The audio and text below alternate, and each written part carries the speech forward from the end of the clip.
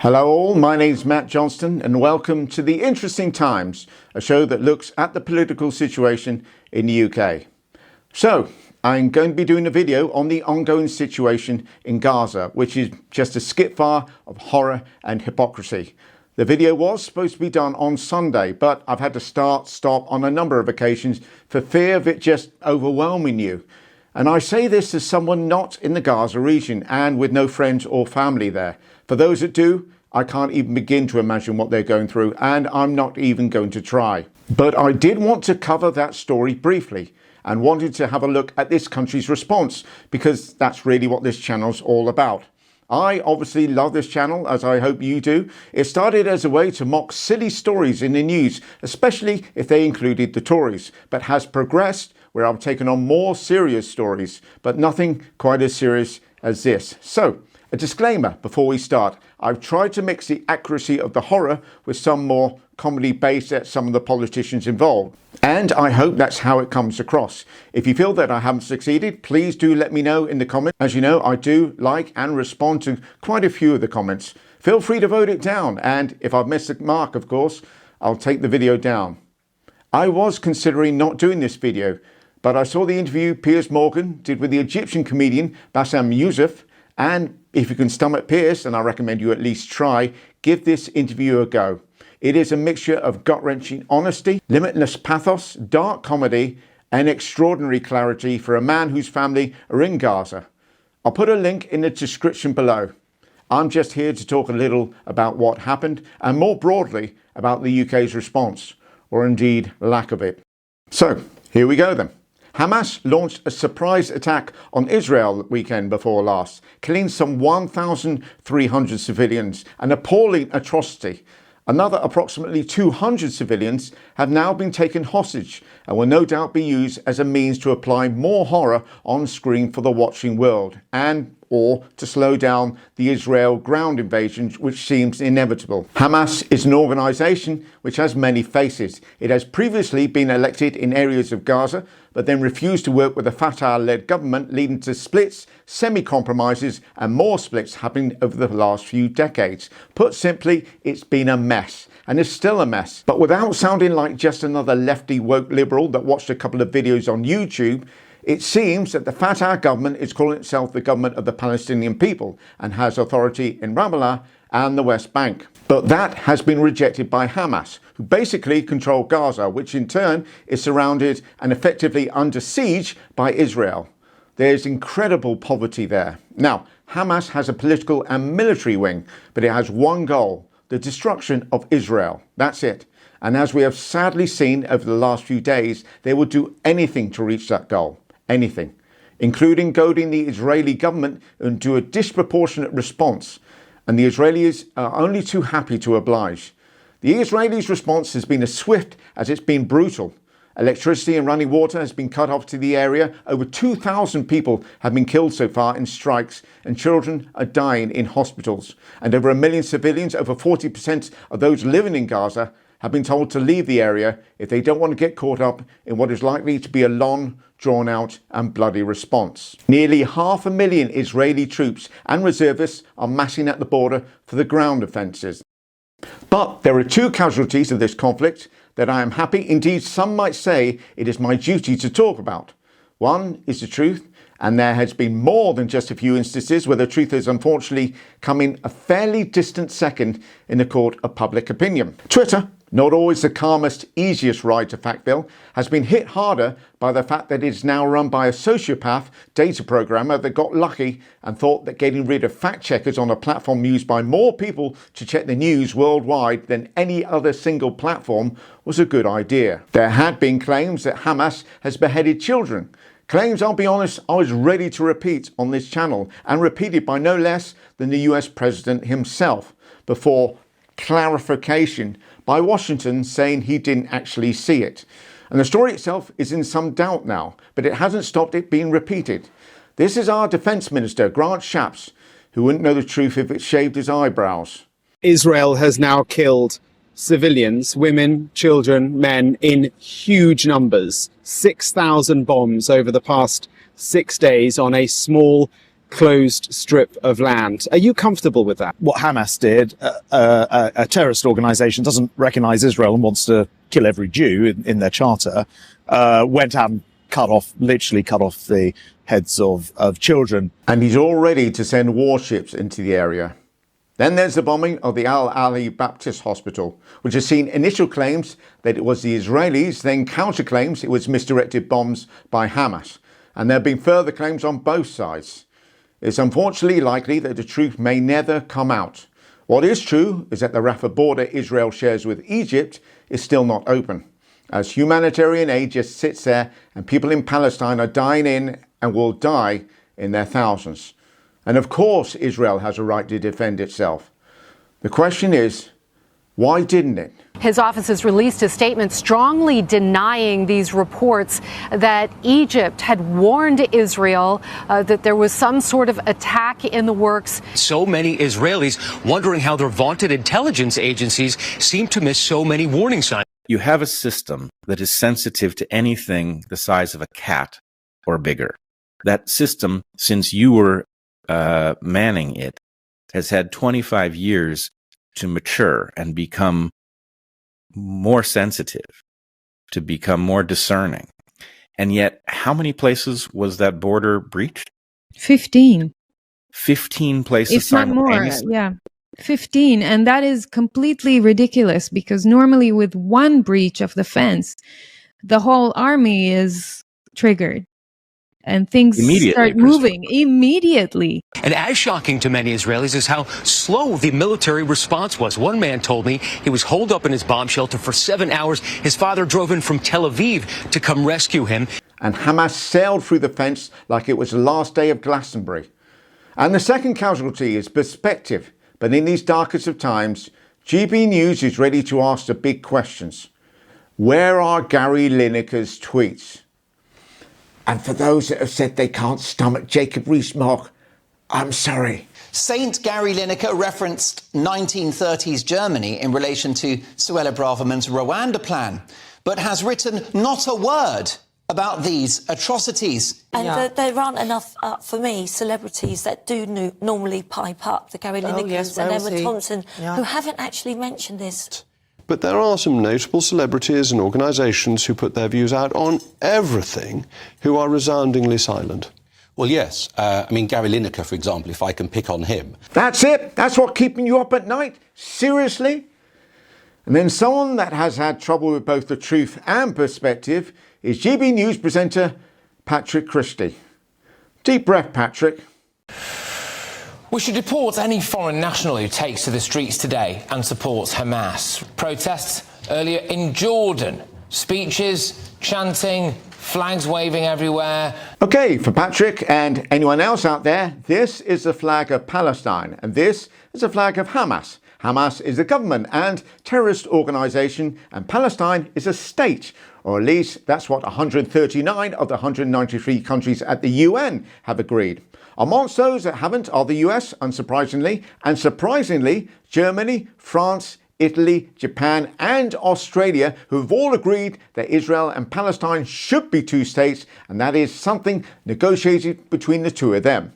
Yeah, that's going very well. Some of these countries' reasonings would, under any other circumstances, seem comically absurd, but now just seem really rather grotesque. In 2011, Australian Prime Minister Julia Gillard gave her support to a two-state solution, and 3 years later, in 2014, Australia voted against a UN resolution proposing the withdrawal of Israel from Gaza and the West Bank by 2017. In 2011, Croatia said that it would recognise Palestine as an independent state and then abstain from a vote at the UN that would give Palestine that right, saying in 2014 that they would likely recognise Palestine as a state soon. Yeah, whenever you're ready. Germany has stated that we want a two-state solution. We want to recognise a Palestinian state. Let us ensure that negotiations begin. It is urgent. Finally, a welcome intervention, urgently done, nearly 13 years ago. And indeed, the EU's approach has been woeful. Motions and counter-motions have been going amongst the 27 countries. the ridiculousness of which saw in 2019, with not a hint of irony, new EU Foreign Policy Chief Josep Borrell say that ministers will deeply discuss the situation in the Middle East. That's what the Middle East needs, more talking. After the barbarous attacks committed by Hamas were condemned by the EU, the President of the European Commission, Ursula von der Leyen, said that Israel had a right to defend itself and was rightly called out by Spain for inciting war crimes. However, to be fair to them, the EU is the largest single donor of foreign aid to Palestine. The United Kingdom is also of the two-state solution thinking, but it's done virtually nothing about it. But it was only a few years ago that Labour had a leader prepared to speak up for the voiceless and ask for justice, no matter if that meant getting lambasted by the press. That man was... Really? Mr. Speaker, the G7, bilateral discussions with President Biden and the possibility of a new government in Israel also provide a real chance to restart a meaningful Middle East peace process. So will the Prime Minister take the opportunity this weekend to press for renewed international agreement, to finally recognise the state of Palestine alongside a safe and secure Israel, to stop the expansion of illegal settlements and to get a meaningful peace process back up and running? And what of our political leaders?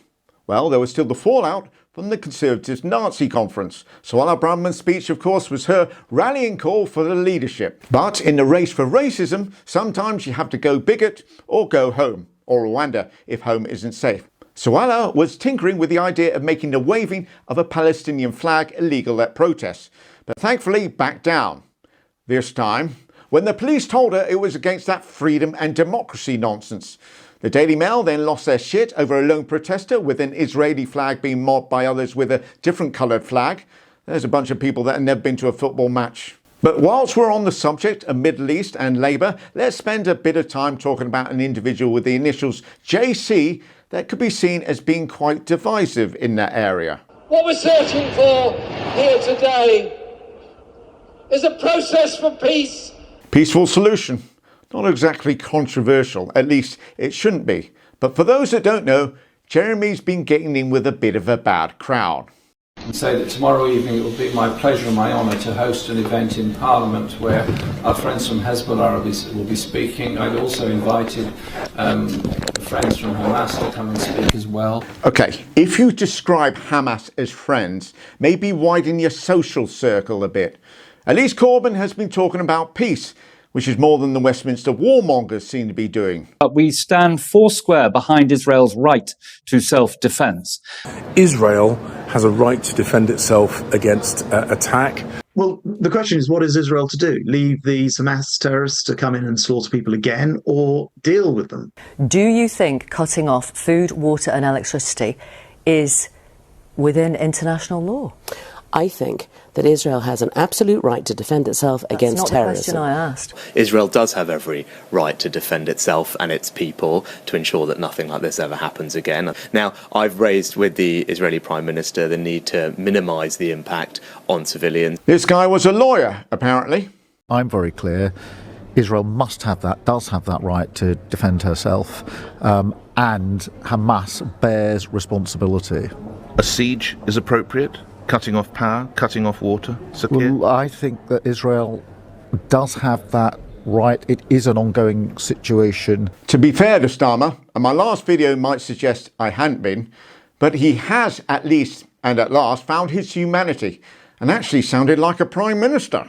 Since Hamas's terrorist attack, our country has seen a disgusting rise in anti-Semitism. Jewish businesses attacked, Jewish schools marked with red paint, and Jewish families hiding who they are. And we've seen an appalling surge in Islamophobia, racist graffiti, mosques forced to ramp up security, British Muslims and Palestinians spoken to as if they were terrorists. Does he agree with me that every member of this House has a duty to work in their constituency and across the country to say no to this hate. Mr. Speaker, all of us in this House can play our part in stamping out those who seek to cause division and hate in our society. We will also remain in dialogue with the police to make sure that they are aware of the full tools at their disposal to arrest those who perpetrate hate crimes, incite racial or other religious violence. Oh, behind you! Behind you! There! Right bloody there! I can only assume Suella Braverman's nodding because she's got her ear pods in. So, following on from Starmer's passion for him, plea for all members of the House to say no to this hate, the Tories said, hold your horses. It's all right to talk about saying no to hate, but we've got an election to win. This is the very next speaker. Every week my office is besieged by asylum seekers. My staff are intimidated by young men. The fact is, most of them are illegal migrants who should be expelled. Enough is enough. I want these people out of Hartlepool now. That was Tory Jill Mortimer, who chose that moment to make the case against asylum seekers. And Sunak said, yeah, okay. And I would like to reassure her that this government is doing everything we can to tackle illegal migration and the harm it causes by removing those with no right to be here in the UK. By the way, on Jill's lapel of her jacket is a Union flag and Ukrainian flag. I'm guessing they were out of swastikas. Is she now saying remove all Ukrainian refugees too? But the question nobody wanted to know, what would Boris Johnson make of all this? Read my column in the Daily Mail. Don't bother. Put simply, and does Johnson know any other way? He thinks that Israel committing more violence will stop the endless cycle of violence. I'm resisting the urge to make dumb blonde jokes. But in what is, after all, a fairly packed field, it might be the stupidest thing he's ever drafted.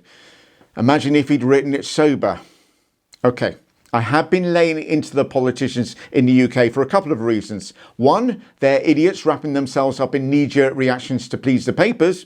And two, I'll be honest, it's what this channel's all about. And you're no doubt disgusted by the stance our leaders are taking and wondering where their humanity's gone. It's gone to this guy. This is Humza Yousaf, leader of the SNP. You look really tired. I mean, you're presumably not sleeping.